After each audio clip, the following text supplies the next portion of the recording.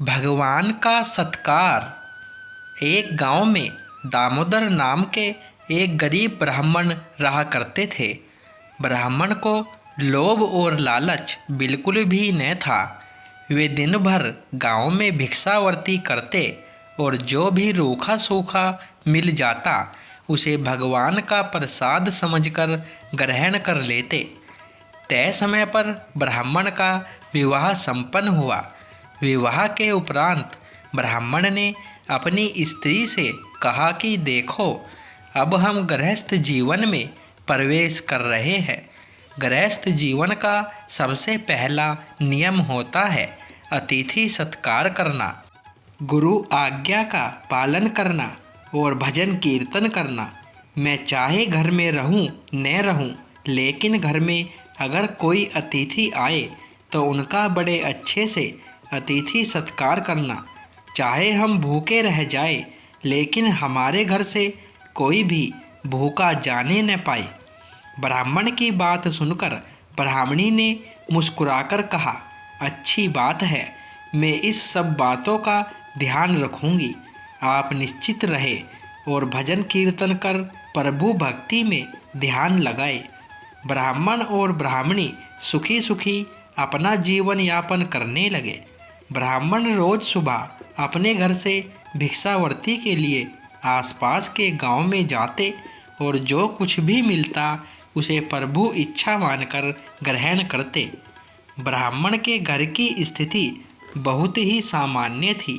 कभी कभी तो दोनों पति पत्नी को भूखा ही सोना पड़ता, लेकिन फिर भी दोनों पति पत्नी सुखी सुखी अपना जीवन यापन कर रहे थे।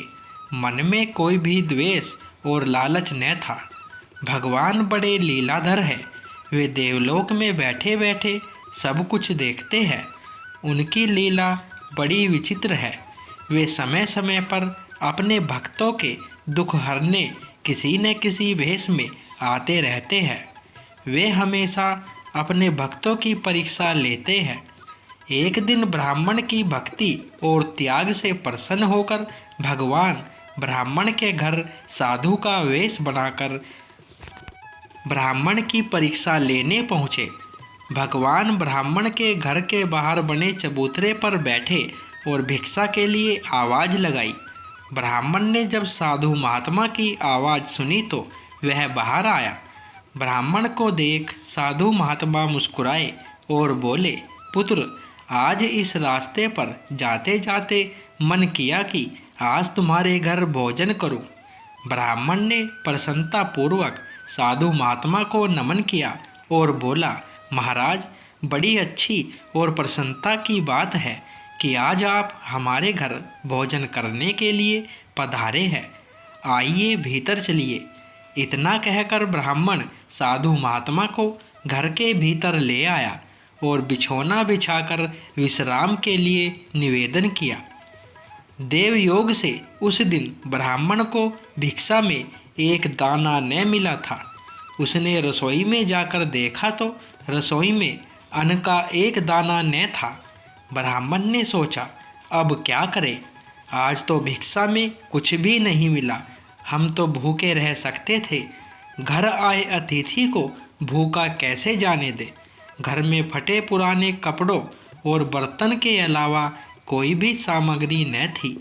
ब्राह्मण ने अपनी स्त्री से कहा कि आज हमारे घर से अतिथि भूखा ही चला जाएगा। हमने आज तक भगवान की जो भी भक्ति की है उसका कोई मोल न रह जाएगा।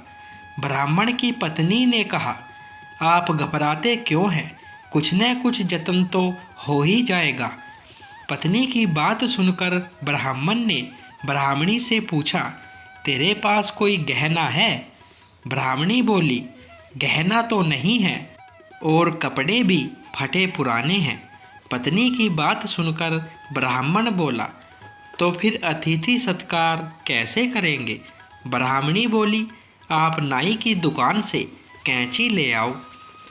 ब्राह्मण नाई की दुकान से कैंची ले आया। ब्राह्मणी ने अपने सर के केस अंदर अंदर से काट लिए और बाहर से केस बांध लिए।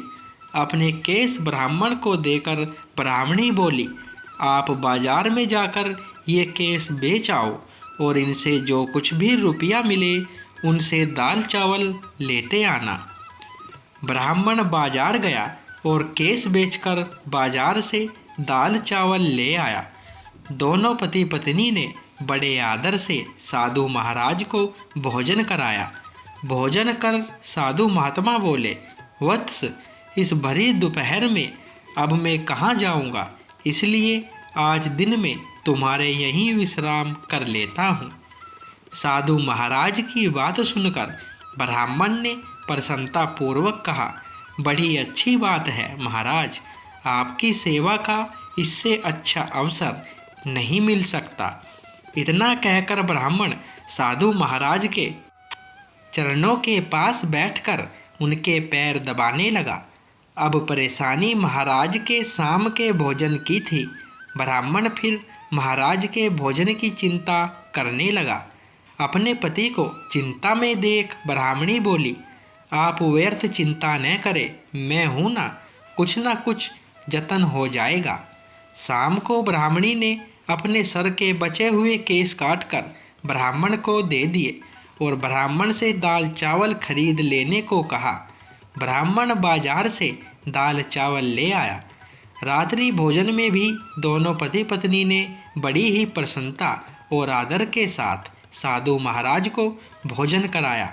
भोजन करने के बाद साधु महात्मा बड़े प्रसन्न हुए और बोले, वंश, तुम्हारे प्रेम से मैं तृप्त हो गया, लेकिन अब इस अंधेरे में कहाँ जाऊँगा, सोच रहा हूँ आज रात्रि यहीं विश्राम कर लूँ।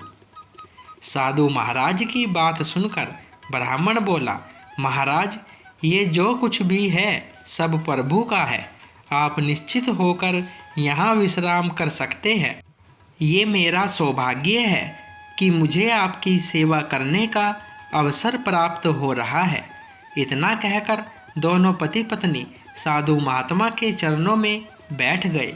साधु महात्मा के सो जाने के बाद महात्मा के चरणों में ही दोनों पति पत्नी सो गए। जब दोनों पति पत्नी सो गए तब बाबा जी जाग बैठे और उन्होंने ब्राह्मण को आशीर्वाद दिया कि तुम्हारे सारे दुख दर्द दूर हो जाए, तुम्हारी पत्नी के केस भी लौट आए और धन धान्य से घर भर जाए। इतना कहकर साधु महात्मा अंतर ध्यान हो गए। सुबह जब ब्राह्मण और उसकी पत्नी उठे तो उन्होंने देखा कि उनके कपड़े ठीक हो गए थे, ब्राह्मणी के केस भी वापस आ गए थे, लेकिन साधु महात्मा कहीं दिखाई नहीं दे रहे थे। उन्होंने सोचा, हो न हो वे कोई पहुँचे हुए साधु महात्मा थे जो हमें आशीर्वाद स्वरूप ये सब दे गए हैं। ब्राह्मण ने जब अपने घर को देखा तो वह रोने लगे कि महाराज, हमने आपको पहचाना नहीं, कहीं हमसे महाराज की सेवा में कोई कमी तो नहीं रह गई, हम अनजान थे महाराज, हमें क्षमा करो। ब्राह्मण की विनती सुनकर भगवान प्रकट हुए और बोले, तुम्हारे प्रेम पूर्वक भोजन करवाने से मैं बहुत तृप्त हूँ, तुम सुखी रहो। इतना कहकर भगवान अंतर्ध्यान हो गए। दोस्तों, ये कथा आपको अच्छी लगी हो तो वीडियो को लाइक करें। ऐसी ही अच्छी अच्छी वीडियो को देखने के लिए चैनल को सब्सक्राइब करें। धन्यवाद दोस्तों।